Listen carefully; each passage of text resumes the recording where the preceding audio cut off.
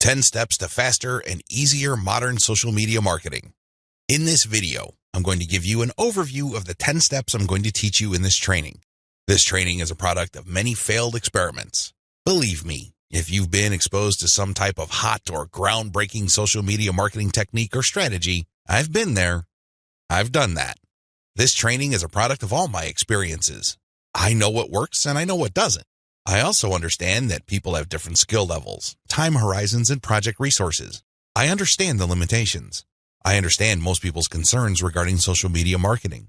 Accordingly, I've come up with a 10-step program that appeals to most social media marketers, regardless of how small or how big their budget is, and regardless of their skill levels. If you're looking for a truly effective social media marketing game plan that you can set up to pretty much work on autopilot, this is it. Please understand that these steps that I'm going to lay out are exactly that, steps.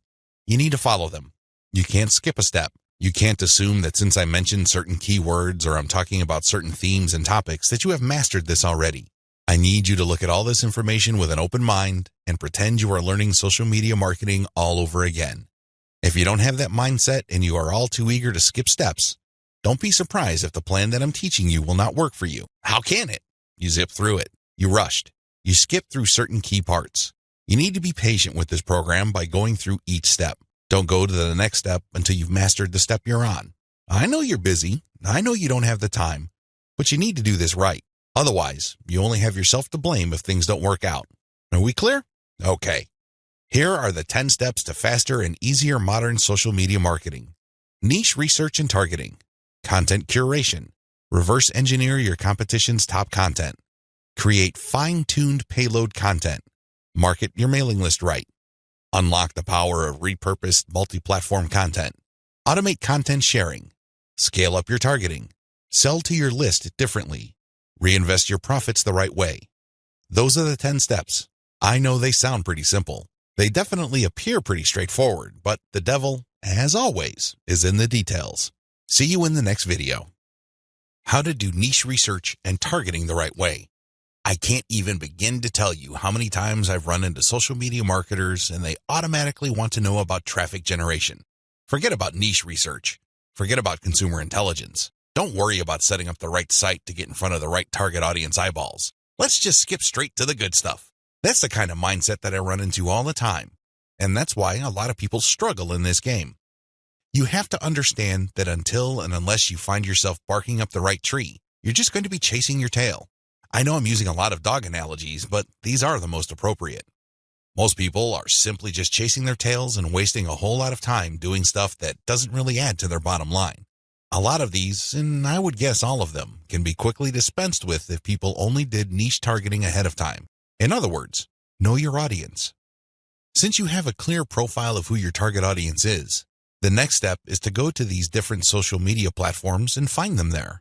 Believe it or not, whatever it is you are promoting, regardless of how esoteric, obscure, or weird it may be, there are already people on social media platforms talking about or showing interest in whatever you are promoting. I know it sounds crazy, it sounds weird, but it's absolutely true. Your job as a marketer is to find those audiences on these social media platforms. The way to do this, of course, is to identify your business's target audience. Sadly, most marketers don't even bother with this.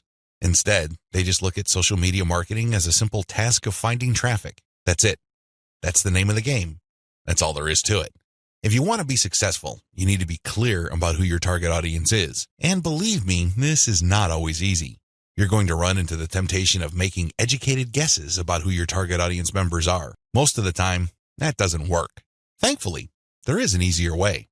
The more you take random shots in the dark, making all sorts of wild guesses, the more money and time you will lose. There's a shortcut here. Find your competitors. Seriously, just find them.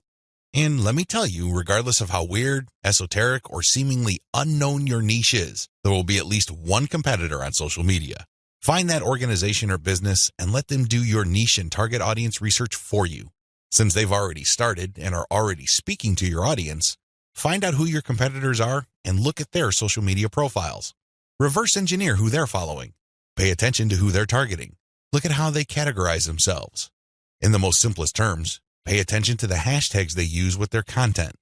These clues should be enough to give you an idea of where to start. This way, you get a head start. You're not completely stuck in the dark and absolutely clueless as to what to do. Instead, you have some objective, tried and proven information you can work with. Pick your target niche. You have to remember that every business can be positioned in at least one of two ways. The bigger your niche, the more angles you would have at your disposal. You can look at different subsegments of your niche. You need to understand how this works because you might think you have a clear niche, but it may well turn out that there are many different layers or tiers to that niche. There might be different subsegments there. You should have a clear understanding of what your niche is generally and what subsegments exist within that larger niche. Again, you can reverse engineer your competitors to take a stab at this. Regardless, you need to do this. You need to get this information. Now that you have an idea of what your target niche is, go to the different platforms like YouTube, Facebook, Twitter, and Pinterest. Now, look at whether these places have sizable content areas or messaging areas like Facebook pages, groups, Google Plus communities, Twitter hashtags, Pinterest pin boards, and existing YouTube channels.